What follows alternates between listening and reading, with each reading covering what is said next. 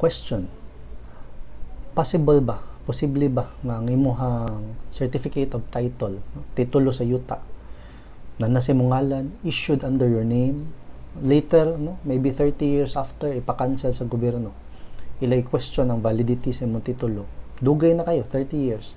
Is that even possible? So hello there, ako si Attorney John Edmond Ruz, and naminaw mo sa mong show, Hold Your Ground. Together, spend a few minutes of the present, mutanaw ta sa mga lessons from the past para magamit nato sa future.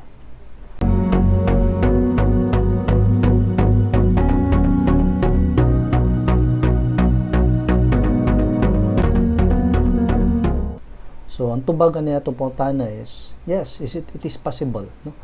It is possible in cases where ang certificate of title nimo, ang titulo sa imong yuta, dili valid ang pagka-issue, like na ay fraud, ilad, or misrepresentation, wa ka motugan sa tinuod.